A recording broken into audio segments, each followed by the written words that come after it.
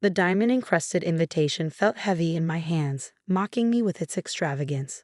The annual Hamilton Family Charity Gala, it read in elegant gold script. Even after 15 years of marriage into one of Boston's wealthiest families, these invitations still made my stomach churn. "We have to go," James said, loosening his tie as he walked into our bedroom. "Mother's already called twice to confirm we'll be there." Of course she had. Victoria Hamilton never missed an opportunity to parade her social status, or to remind me of my lack thereof. "My name is Charlotte Walsh, or Charlotte Hamilton, as my mother-in-law constantly reminds me I should call myself. I grew up in a small town in Maine, the daughter of a high school teacher and a librarian. No trust fund, no summer homes, no prestigious family name. Just hard work, determination, and dreams bigger than our modest surroundings could contain. I met James Hamilton during my final year at Boston University, where I was attending on a full academic scholarship. He quite literally ran into me at a coffee shop near campus, sending my carefully organized business plans flying across the floor. As he helped me gather the scattered papers, his eyes caught on the detailed market analyses and financial projections I'd spent months preparing. "This is impressive," he said, studying one of the pages. "Are you in the business program?" I nodded, trying not to notice how his expensive watch caught the light or how his casually tailored clothes screamed old money, advanced business management, and entrepreneurship. "These are for my final project." That chance encounter turned into coffee, which turned into dinner, which somehow turned into me dating one of Boston's most eligible bachelors. James was different from his family, or so I thought. He didn't care about my background, was fascinated by my dreams of building my own business empire. When he proposed 6 months later, I said yes, believing love could conquer all. I still remember the first time I met Victoria Hamilton. She stood at the top of their mansion's sweeping staircase, looking down at me both literally and figuratively. "So," she said, her voice dripping with barely concealed disdain, "you're the girl who's caught James' attention." Girl, not woman, not even my name. Just girl. That set the tone for everything that followed. The Hamilton family didn't openly reject me. That would have been too crude for their refined sensibilities. Instead, they employed the subtle art of aristocratic cruelty, death by 1,000 paper cuts delivered with poisonous politeness. "Oh, Charlotte dear," Victoria would say at family gatherings, "that dress is interesting. I suppose it's quite fashionable in—" She'd pause deliberately, "wherever it is you're from." Or worse, during the wedding planning, "James, darling, are you sure you don't want to consider a prenuptial agreement? Not that we don't trust Charlotte, of course, but one must think of the family's interests." James would squeeze my hand under the table but say nothing. That became his pattern. Silent support that did nothing to stop his family's behavior. "They'll come around," he'd whisper later. "Just give them time." But they didn't come around. If anything, their disdain grew stronger as the years passed. Every family dinner became an exercise in endurance, every holiday a masterclass in subtle humiliation.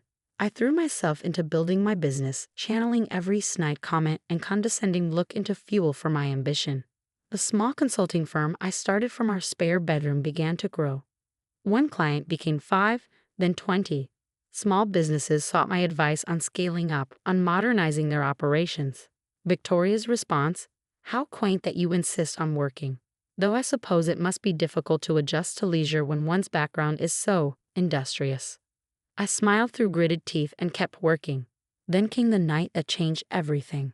It was another lavish Hamilton family dinner, this one celebrating James's father's 70th birthday. The dining room gleamed with old money, crystal chandelier, antique silver, paintings worth more than my parents' house. "Charlotte," Victoria called out, her voice carrying across the table. "James tells me your little business is doing well. How lovely that you found a hobby to occupy yourself." I took a sip of wine, forcing myself to stay calm. "It's more than a hobby, Victoria. We've expanded to 3 offices now, with clients across the East Coast." She waved her hand dismissively. Yes, but surely you'll give it up soon. James's position in the family company is growing, and it's really not appropriate for his wife to be working with." She wrinkled her nose. "Small businesses." "My work is important to me," I said firmly. "I've built something I'm proud of." Victoria's perfectly painted lips curved into a cruel smile. "Oh, darling, let's be honest. We all know why you started this little venture. It must be difficult, coming from your background, to feel like you contribute anything to this family besides. She paused, eyes glittering. Well, your presence. The table fell silent.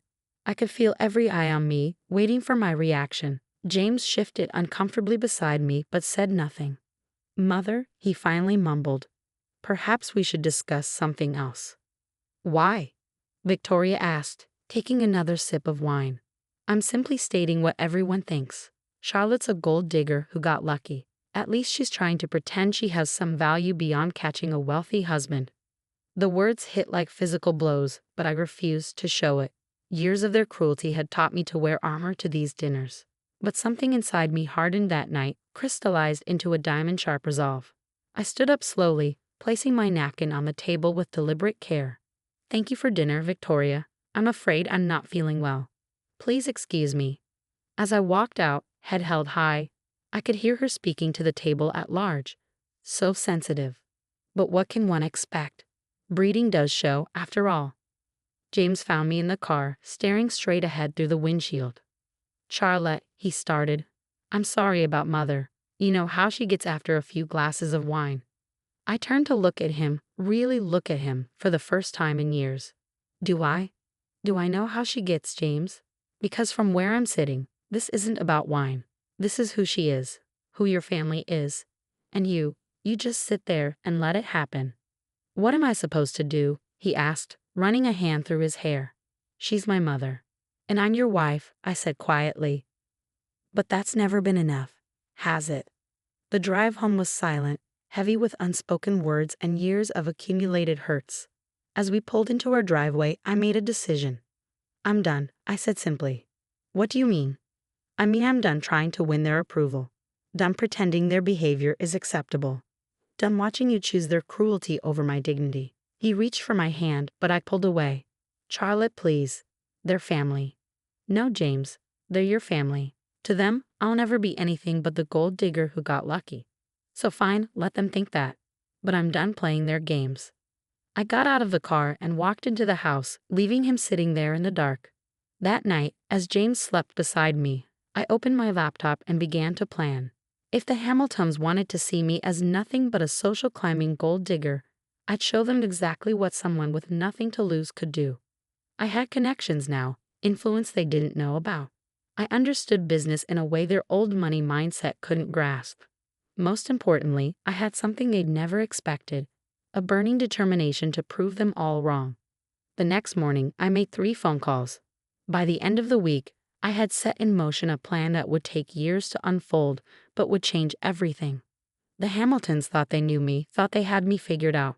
They had no idea what was coming. 5 years passed, each one a careful step in the dance I'd choreographed that night after the dinner party. On the surface, nothing changed. I still attended Hamilton family functions, still smiled politely through Victoria's barbed comments. But beneath that compliant exterior, I was building something they couldn't see. My company, Walsh Consulting, had grown beyond anyone's expectations, except perhaps my own. Those 3 offices became 12, spread across major cities on both coasts. Small businesses flourished under our guidance, and our reputation for turning struggling companies into success stories attracted bigger and bigger clients. But the Hamiltons remained predictably dismissive. How nice that your little project keeps you busy, Victoria said at Christmas dinner, barely glancing at the Forbes article featuring my latest acquisition. Though James tells me you're rarely home these days, one must wonder about priorities. I just smiled and passed the cranberry sauce. What Victoria didn't know, what none of them knew, was that I had spent the last 5 years quietly buying up companies that did business with Hamilton Industries. Small suppliers at first, then larger ones.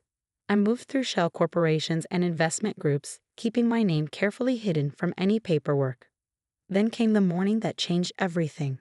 I was in my office, reviewing quarterly reports, when my assistant rushed in. Charlotte, you need to see this, she said, handing me her tablet. The headline made my heart skip. Hamilton Industries stock plummets amid corruption allegations. I quickly scanned the article. Anonymous sources had leaked documents suggesting years of financial mismanagement, questionable deals, and possible fraud within the company. The stock was in freefall, and investors were pulling out in droves. My phone rang almost immediately. "James, have you seen the news?" he asked, his voice tight with panic. "I'm looking at it now," I replied calmly. "What happened?" "I don't know. Father's locked himself in his office, mother's having hysterics, and the board is calling for an emergency meeting. It's a nightmare." I could hear the fear in his voice. James had worked at Hamilton Industries his entire adult life, following the path his family had laid out for him. Now that carefully planned future was crumbling. "What can I do?" I asked, knowing exactly what was coming. There was a long pause. "Charlotte, your experience with troubled companies, maybe you could look at our books. Help us figure out what went wrong." I closed my eyes, savoring the moment. Of course, I'll clear my schedule. The Hamilton mansion looked different that afternoon. Smaller somehow, less imposing. Victoria met me at the door, her usual polish cracked by desperation. "Charlotte," she said, and for the first time in 15 years, there was no condescension in her voice. "Thank you for coming." The family was gathered in Richard Hamilton's study. James, his parents, his older sister Margaret, and the company's chief financial officer. Spread across the massive mahogany desk were financial statements, audit reports, and increasingly panicked emails from investors. "It's worse than we thought," the CFO was saying as I walked in. "The leaked documents, they show patterns going back years. We're not just talking about bad press anymore. This could be criminal." Victoria's hand flew to her throat, clutching her ever-present pearls. "Surely not. There must be some mistake." I picked up one of the reports, scanning it with practiced eyes. "No mistake," I said quietly. "These numbers don't lie. You've been cooking the books for years, haven't you?" Richard Hamilton's face flushed red. "Now see here, young lady. Don't," I cut him off. "Don't pretend. I can see exactly what you did. Inflated profits, hidden losses, fake accounts to fool investors. The question is, what are you going to do about it?" "What can we do?" James asked, looking more lost than I'd ever seen him.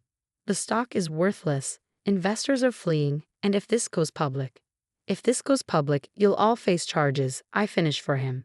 "But there might be a way out." They all turned to look at me, hope dawning in their eyes. The mighty Hamiltons, reduced to hanging on every word from the gold digger they'd looked down on for so long. "Walsh Consulting has experience with situations like this," I continued. "We could step in, restructure the company, satisfy the investors. But it would mean changes. Big ones." "What kind of changes?" Richard demanded. "First, you'd have to step down. All of you, no more family control. Professional management only. Second, you'd need a major cash infusion to stabilize the company. And third," I paused, letting the moment stretch, "you'd have to sell your controlling interest to me." The explosion was immediate. Richard leaped to his feet, Victoria gasped in horror, and Margaret let out a strangled laugh. "You must be joking," Victoria said. "This company has been in the Hamilton family for generations. We would never." "Then you'll lose everything," I cut in smoothly. "The company will collapse. The criminal charges will come. The Hamilton name will be ruined. Your choice." James stared at me, realization dawning in his eyes. "You knew," he said softly. "Somehow, you knew this was coming." I met his gaze steadily. "I did more than know, James. I made it happen." The room fell silent. "What do you mean?" Victoria whispered. "Those leaked documents, they came from companies I own. Companies that have been doing business with Hamilton Industries for years. Companies that have been keeping very careful records of every questionable transaction, every suspicious deal. I've spent 5 years building this moment, watching you dig your own grave while treating me like dirt beneath your shoes." Richard's face had gone purple. You, careful," I said softly. "Remember who holds all the cards now. I'm offering you a way out, a chance to save what's left of your precious family name. All you have to do is swallow your pride and admit that the gold digger you dismissed might actually know what she's doing." The next hour was tense with negotiations, but in the end, they had no choice. The papers were drawn up, signatures were gathered, and just like that, Hamilton Industries became a subsidiary of Walsh Consulting. As I stood to leave, Victoria caught my arm. "Why?" she asked, her voice barely a whisper. "Why go to all this trouble?" I looked at her, this woman who had spent 15 years trying to break me. "Because you taught me something important, Victoria. You taught me that breeding does show, after all. and why you were so busy looking down on my common background. You forgot that people like me, people who build things from nothing, we understand value in a way you never will. I turned to James last. I'll be moving out tonight, I said quietly. The divorce papers will be delivered tomorrow. Don't worry, I'm not interested in taking anything that was yours to begin with. I've built enough of my own. The aftermath of my takeover sent shockwaves through Boston's elite social circles. The newspapers had a field day. Hamilton Empire falls to self-made millionaire. Rags to riches. The woman who conquered old money. Walsh Consulting acquires Hamilton Industries in shocking merger. But I wasn't interested in headlines. I was focused on fixing the mess the Hamiltons had made of their company. Years of mismanagement had left deep scars that needed healing. One morning, about a month after the takeover, my assistant announced an unexpected visitor, Margaret Hamilton, James's sister. She stood in my office doorway, looking uncomfortable in her designer suit. The usual Hamilton arrogance was gone, replaced by something that looked almost like respect. Charlotte, she said, fidgeting with her wedding ring. I need your help. I gestured to the chair across from my desk. Sit down, Margaret.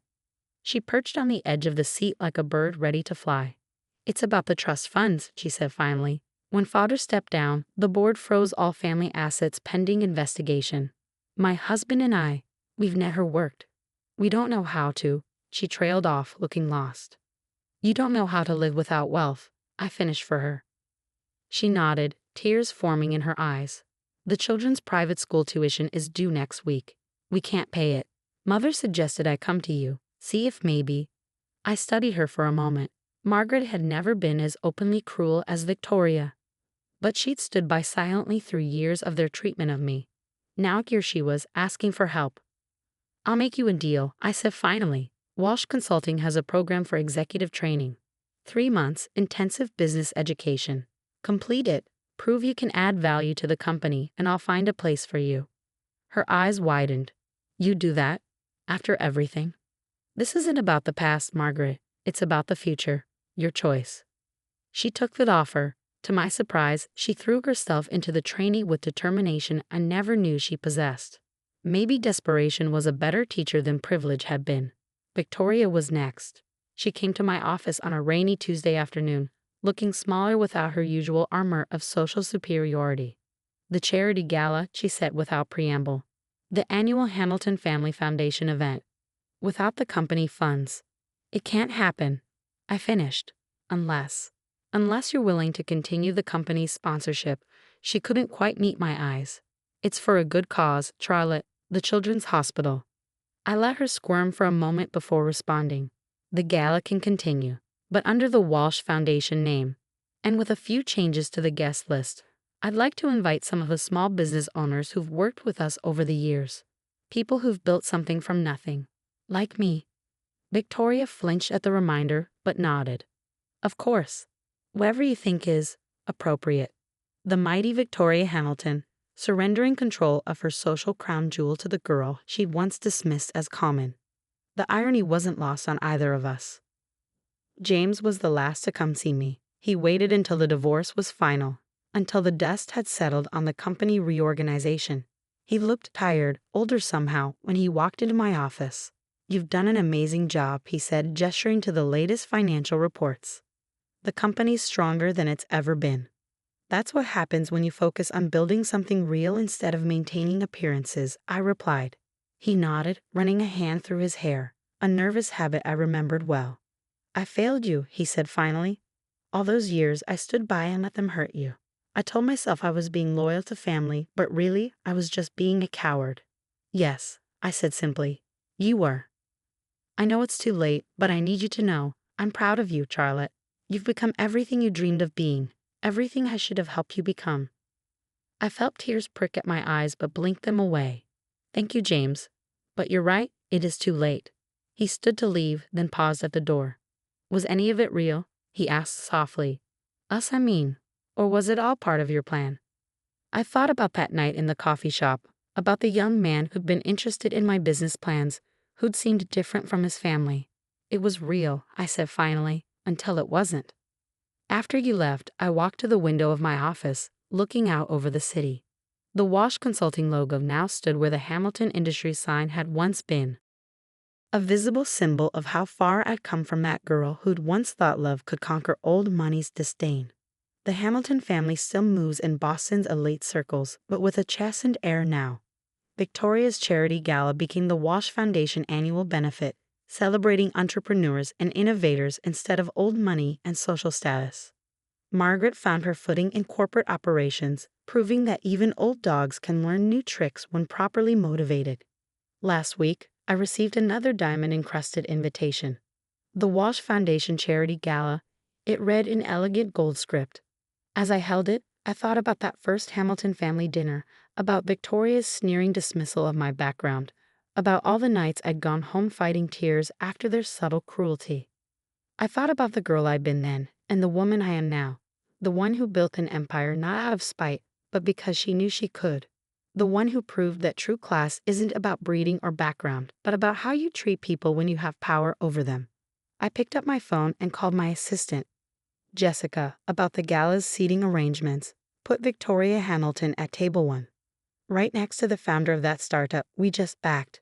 You know, the one who started her company from her garage.